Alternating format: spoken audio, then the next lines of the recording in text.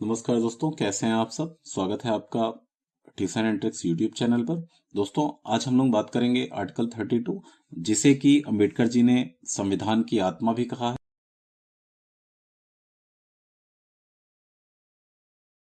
है। संवैधानिक उपचारों का अधिकार है, अर्थात यदि हमारा कोई फंडामेंटल राइट वायलेट होता है या फंडामेंटल राइट का कोई वायलेशन होता है तो हम इस एक्ट के तहत सुप्रीम कोर्ट में जाएं और अपने इस फंडामेंटल राइट का जो वायलेशन हो रहा है उसके खिलाफ अपनी याचना कर सकते हैं। और ध्यान दें कि यह भी एक फंडामेंटल राइट ही है हमारा, कि यह भी एक फंडामेंटल राइट है कि हम जाएं अपने फंडामेंटल राइट की रक्षा करवाएं। ठीक है, सुप्रीम कोर्ट के पास। तो इस प्रकार से फंडामेंटल राइट को जो संरक्षण करता है वो कौन है, या सुप्रीम कोर्ट हो जाएगा। आर्टिकल 32 फर्स्ट क्या कहता है दोस्तों, इसमें 4 पार्ट हैं आर्टिकल के। फर्स्ट कहता है प्रदत्त अधिकार, मतलब जो हमारे फंडामेंटल राइट हमें प्रदत्त हैं, मिले हुए हैं, को प्रवर्तित कराने के लिए समुचित कार्यवाहियों द्वारा सर्वोच्च न्यायालय में समावेदन करने का अधिकार है। देखिए, इतना टफ आपको याद करने की जरूरत नहीं है। 100 में सीधी एक बात कि अगर आपका फंडामेंटल राइट वायलेट हो रहा है तो you can easily go to supreme court for कि आपका ये फंडामेंटल राइट लागू हो सके, आप जो है वायलेशन ना हो, इस वजह से आप सुप्रीम कोर्ट जा सकते हैं। लेकिन अब ऐसे थोड़ी ना है कि आप मुंह उठाए चले जाएंगे, तो इस वजह से ये टर्म लिखा हुआ है कि समुचित कार्यवाही द्वारा। ठीक है, और प्रदत्त वगैरह लिखा है तो ऐसे थोड़ी लिखा जाएगा जो आपको मूल अधिकार मिला है उसको बचाने के लिए चले जाइएगा मुंह उठा के, ऐसे तो लिखा नहीं जाएगा। तो इस वजह से सीधे सीधे पहला आर्टिकल हो गया। आर्टिकल दूसरा कहता है सुप्रीम कोर्ट इसके लिए, जैसे मान लीजिए कोई वायलेट कर रहा है, एक संस्था ए है, उसकी वजह से आपको मूल अधिकार वायलेट हो रहा है, तो सुप्रीम कोर्ट या तो उसे आदेश दे देगी डायरेक्ट कि बेटा सुधर जा, नहीं बहुत मार खाओगे, या तो निर्देश देगी, और या फिर रिट जारी करेगी। और यह रिट वाला मुद्दा बड़ा इंपॉर्टेंट है, काफी परीक्षाओं में पूछा जाता है। तो इस प्रकार से वो आपके मूल अधिकार की रक्षा करेगी। प्रश्न पूछा जा सकता है कि सुप्रीम कोर्ट कितने तरीके से आपके मूल अधिकार की रक्षा कर सकता है। तो एक हो गया आदेश, निर्देश और रिट जारी करके। फिर कितनी तरह के रिट जारी करते हैं, 5 तरह के रिट जारी करते हैं। ठीक है, और वो पांचों को हम बहुत शानदार ट्रिक से याद करेंगे, देखते जाइए आप। उसके बाद आर्टिकल 32(3) में लिखा हुआ है कि संसद अगर चाहे तो यह जो रिट जारी करने की शक्ति है, ये 32(2) में देखिए रिट, इस शक्ति को, ये और अन्य जो शक्तियां हैं, चाहे तो किसी और न्यायालय को दे सकती है, लेकिन सुप्रीम कोर्ट की इस शक्ति को कम नहीं कर सकता संसद। ध्यान दीजिएगा, संसद की बात हो रही है, राष्ट्रपति और प्रधानमंत्री नहीं। संसद अगर चाहे तो सुप्रीम कोर्ट की ये जो शक्ति है मूल अधिकार को बचाने के लिए, रिट, निर्देश और आदेश जारी करने के लिए, उसे किसी अन्य न्यायालय में, उच्च न्यायालय मत जोड़िएगा, उच्च न्यायालय के पास चूंकि यह शक्ति पहले से है। ठीक है, तो अन्य न्यायालय का मतलब अधीनस्थ न्यायालय, जो डिस्ट्रिक्ट कोर्ट वगैरह होते हैं। तो संसद चाहे तो यह शक्तियां डिस्ट्रिक्ट कोर्ट को भी दे सकती है, लेकिन अभी दी नहीं है आज तक। ठीक है, उसके बाद दोस्तों अब आते हैं आर्टिकल 32(4) पे। इस संविधान के उपबंधों के अलावा इस अनुच्छेद द्वारा प्रदत्त अधिकार निलंबित नहीं किया जा सकता। कितना शानदार बात लिखी हुई है, इस संविधान के उपबंधों के अलावा, कि संविधान में जो उपबंध है उसके अलावा। तो संविधान में उपबंध क्या है कि अगर आपात आ गया तो 358 लागू हो जाएगा, और 358 लागू होते ही आर्टिकल 19 चला जाएगा, और 359 से राष्ट्रपति चाहें तो और चीजों को भी बंद कर सकते हैं, मतलब और सारे फंडामेंटल राइट्स को भी बंद कर सकते हैं, एक्सेप्ट, बंद करने का मतलब निलंबित कर सकते हैं, एक्सेप्ट 20 और 21 बातें हो चुकी हैं। तो इस वजह से ये उपबंध लिख उठा है, बार बार इसको रिपीट तो करेगा नहीं जहां जरूरत पड़ेगी।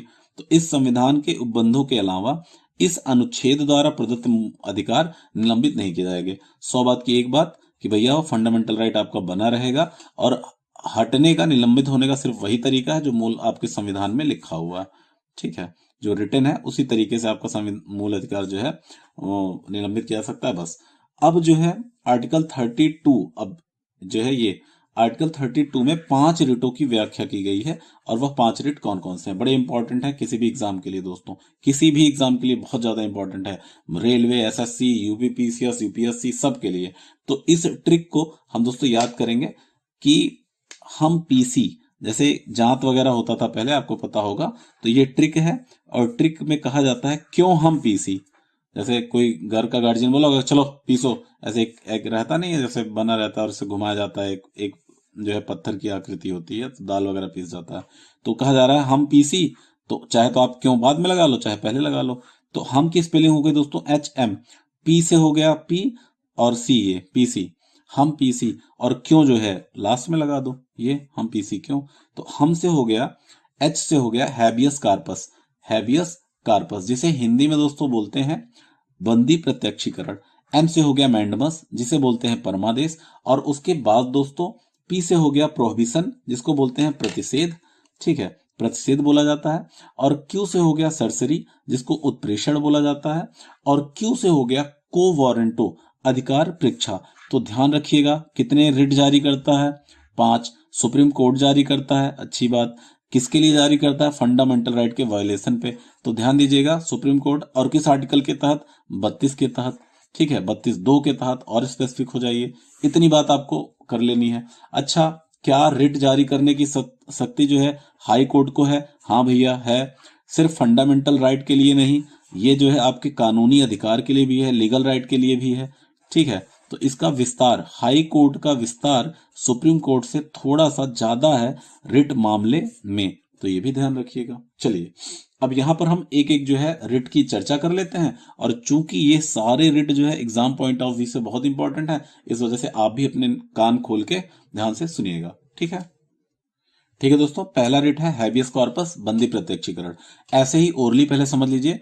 जैसे मान लीजिए कोई एक संस्था है और इसने जो है किसी एक व्यक्ति को कैद कर लिया है, बंद किया हुआ है। संस्था में आप कुछ भी मान सकते हैं, ठीक है, कोई भी संस्था, और किसी को कैदी बना लिया है, और यह कैदी व्यक्ति कानूनी रूप से उचित कार्य है या अनुचित है, इसकी जांच करने के लिए सुप्रीम कोर्ट एक रिट जारी करती है जिसे बोलते हैं हैबियस कॉर्पस। आई बात समझ में? तो यदि कोई व्यक्ति बंदी बनाया गया है तो न्यायालय इस रिट के माध्यम से बंदी व्यक्ति को बंदी बनाए जाने के पीछे का कारण देखेगी कि क्या वह जायज है या नहीं। अगर जायज है तो कंटिन्यू, नहीं जायज है तो उसे रिलीज करने का आदेश दे देगी। राज्य का मतलब हो गया अधिकारी और प्राधिकारी तथा प्राइवेट व्यक्ति, दोनों के लिए जारी किया जाता है। ये बहुत ज्यादा इंपॉर्टेंट है कि फला रिट किसके लिए जारी की जाती है, तो राज्य और प्राइवेट व्यक्ति के लिए। आप समझिए, प्राइवेट व्यक्ति कोई या संस्था किसी ने किसी को जो है कैप्टिव कर लिया है, किसी को बंद करके रख लिया है, तभी तो मूल अधिकार वायलेट हो रहे हैं। तो इस वजह से बंदी प्रत्यक्षीकरण राज्य और प्राइवेट व्यक्ति दोनों के लिए जारी किया जा सकता है। आगे देखते हैं, बंदी व्यक्ति से अलग कोई व्यक्ति भी निवेदन कर सकता है। बात यह है कि नॉर्मली रिट के लिए यह सिस्टम है कि जो परेशान है, जो व्यक्ति, जिस व्यक्ति का एफआर वायलेट होता है वही कोर्ट के पास जाता है। पर यहां पर जो बंदी है भाई साहब, जो कैद में बंद है, वह कैसे जाएगा कोर्ट के पास? तो ऐसे में कोई दूसरा व्यक्ति भी जाके हैबियस कॉर्पस रिट जारी करने के लिए उस व्यक्ति के लिए कह सकता है, ठीक है। अच्छा, कब जारी नहीं किया जा सकता यह भी समझ लीजिए। जैसे अगर कोई वैध गिरफ्तारी हो, विधि द्वारा स्थापित प्रक्रिया द्वारा, जैसे कोई विधि बनी थी कि फला काम करना दंडनीय अपराध है और उसके लिए ये कर लिया जाएगा, और प्लस 24 घंटे के अंदर मजिस्ट्रेट के सामने पेशी भी हो गई हो, पढ़े थे हम लोग। उसके बाद दोष सिद्ध हो गया हो और जुडिशियल कस्टडी में हो, कि मान लो कोई मर्डर किया, उसको भी जेल में रखा गया, तो क्या उसके लिए कोई जा सकता है कि भैया बंदी प्रत्यक्षीकरण रिट जारी करिए? नहीं, इसके लिए नहीं। न्यायालय की अधिकारिता से परे, मतलब कि जैसे कोई ऐसा केस हो जाए जहां पे न्यायालय जांच ही नहीं कर सकता उसे, तो उस केस में भी ऐसा नहीं होगा। जैसे सेना न्यायालय का एग्जांपल ले लो। सेना न्यायालय में सामान्यतः रिट जारी नहीं करता है, बशर्ते कि अगर प्राकृतिक न्याय का उल्लंघन हुआ होगा तो जारी कर देगी। सामान्य केसेस में, देखो मैंने सामान्यता लिखा है, सेना न्यायालय के खिलाफ नहीं जारी होते। न्यायालय की अगर अवमानना किया गया है, कंटेम्प्ट ऑफ कोर्ट किया है, या संसद की अवमानना की गई है, तब भी रिट जारी नहीं होता है हैबियस कॉर्पस। तो ये ध्यान दीजिएगा। ये छोटे एग्जाम दोस्तों, मतलब कि जैसे आप यूपी पीसीएस, जब मैं छोटी बड़ी कहूं तो यूपीएससी और यूपी पीसीएस या स्टेट के पीसीएस एग्जाम की छोड़ के सारे एग्जाम में इतना डिटेल नहीं पूछेगा, तो ये आप ऐसे सरसरी निगाह से देख लो, बाकी कोई दिक्कत नहीं है। अब आते हैं परमादेश पर। मैंडेमस इसका अर्थ है हम आदेश देते हैं। इसका अर्थ क्या है? हम आदेश देते हैं। इस रिट का प्रयोग किसी लोक प्राधिकारी या पब्लिक अथॉरिटी के लिए किया जाता है, ठीक है। जैसे अगर, अब मैं सरल शब्दों में बता दूं फिर इसको पढ़ता हूं, ठीक है। जैसे यहां ध्यान दीजिएगा, जैसे अगर सुप्रीम कोर्ट को लगता है, ठीक, कि अगर कोई जो पब्लिक ऑफिसर, पब्लिक अथॉरिटी कह लो, वह जो है अपना कार्य नहीं कर रहा है, ठीक है, अपना जो दायित्व है अपना जो दायित्व है उसका निर्वहन नहीं कर रहा है, और इसके अपने दायित्व के निर्वहन ना करने से जो आम आदमी है, यहाँ पर हटो, जो आम व्यक्ति है, नागरिक है, आम नागरिक जो है, आम नागरिक का फंडामेंटल राइट वायलेट हो रहा है। जैसे कोई एग्जांपल मैं लेता हूं, जैसे मान लो कोई एक पब्लिक ऑफिसर है जिसका काम है पर्यावरण में थोड़ी सफाई बनाए रखना, और वह अपना काम नहीं कर रहा है, तो ऐसे में गरिमामयी जीवन जीने का अधिकार नागरिकों का बाधित होगा, और इससे जो है सुप्रीम कोर्ट उसके खिलाफ परमादेश जारी कर सकता है। तो बात आई समझ में। और यह जो है कार्यपालिका और न्यायपालिका दोनों पर लागू होता है। ऐसे प्रश्न पूछे जाते हैं, इस वजह से मैंने स्पेशल इनको लिख लिया है ऐसे, ठीक है। उसके बाद सार्वजनिक पदाधिकारी अपने दायित्व का निर्वहन नहीं कर रहा है, ये चीज मैंने समझा दिया है। सामान्यतः प्राइवेट व्यक्ति या कंपनी के खिलाफ प्रयोग नहीं किया जाता है सामान्य तरीके से, ठीक है, सामान्यतः। बाकी जो है अगर सामान्यतः लिखा हुआ, बाकी इसलिए बार बार लिखा है क्योंकि कोर्ट है भैया, ये कुछ भी कर सकता है सुप्रीम कोर्ट, ठीक। ठीक है दोस्तों, हम पीसी, HMPC, हम पीसी क्यों, ठीक है, हम पीसी क्यों, हम हो गया, एम हो गया। अब आते हैं पी और सी। दोस्तों ये जो पी और सी है सिर्फ न्यायपालिका के लिए है, न्यायपालिका, ठीक है, ये ध्यान रखिएगा। यह पीसी जो है सिर्फ न्यायपालिका के लिए ही उच्च न्यायालय या जो है रिट जारी करती है नीचे न्यायालयों के लिए। तो इसका नाम है प्रोविजन। प्रोविजन मतलब रोकना, सबसे सीधी बात है प्रोहिबिटेड, ठीक है, द स्पिटिंग इज प्रोहिबिटेड, यहां थूकना मना है। तो न्यायपालिका से संबंधित है, और ब्रैकेट में मैंने ओनली लिखा है, केवल लिखा है, तो यह केवल किससे संबंधित है, न्यायपालिका से संबंधित है। दूसरी चीज ध्यान क्या रहे, जब कोई न्यायिक निकाय, इसको मैं आपको ऐसे ही समझा देता हूं, फिर आप जो लिखा है वो बताता हूं। इसमें लिखा ये गया दोस्तों कि जैसे कोई कार्यवाही चल रहा है, कोई अधीनस्थ न्यायालय है और यह अपनी कार्यवाही कर रहा है, ठीक, और इस कार्यवाही में दोस्तों यह जो है गलत कार्यवाही कर रहा है, अभी निर्णय फाइनल नहीं दिया है, या ए और बी व्यक्ति के लिए सुनवाई कर रहा है, पर गलत गलत सुनवाई कर रहा है, सही से विधि के अनुसार सुनवाई नहीं कर रहा है, ठीक है, ऐसा कुछ हो रहा है जो प्राकृतिक न्याय के खिलाफ है, सही है, सुनवाई नहीं कर रहा है। तो ऐसे में प्रतिषेध जारी किया जाता है, सुप्रीम कोर्ट या उच्च न्यायालय प्रतिषेध जारी करेगी, कहेगी कि भैया ढंग से सुनवाई करो और जो है अपने अधिकारों का अतिक्रमण ना करो, ठीक है। और अगर मान लीजिए कि सुप्रीम कोर्ट ने ध्यान नहीं दिया और निर्णय आ चुका है गलत न्याय करके, तो एक रिट जारी करती है जिसे बोलते हैं उत्प्रेषण। समझिए आप, ये जो कोर्ट है इसने न्याय की प्रक्रिया चल रही है, न्याय प्रक्रिया चल रही है, कंटिन्यू चल रही है, तब जारी करेगा प्रोहिबिशन, प्रतिषेध, और अगर हो चुकी है तो जारी करेगा सरसरी, उत्प्रेषण। हाँ दोस्तों, मैं मेरे एक मतलब जिस टीचर से मैंने पढ़ा है वो पॉलिटी के बहुत बहुत महान व्यक्ति हैं, जिनका नाम है श्री विकास देवकीर्ति सर।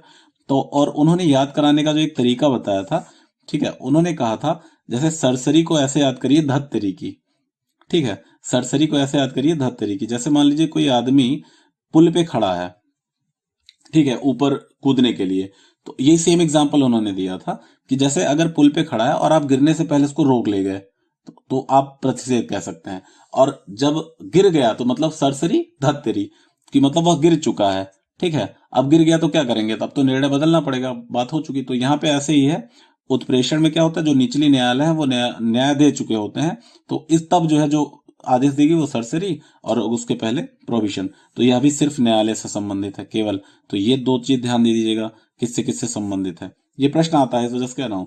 आधार इसके क्या है कि अगर मान लो उसका अधिकारिता ही नहीं था, मान लो जो न्याय, जो अधीनस्थ न्यायपालिका, जो कोर्ट था जो निर्णय कर रहा था, उसकी अधिकारिता ही नहीं थी वो काम करने की, तब भी कर रहा था, तो इसके अभाव में, या विधि संबंधी भूल हो रहा हो, या जो है प्राकृतिक न्याय के खिलाफ हो, तो ऐसे में उत्प्रेषण का आधार यही बनता है।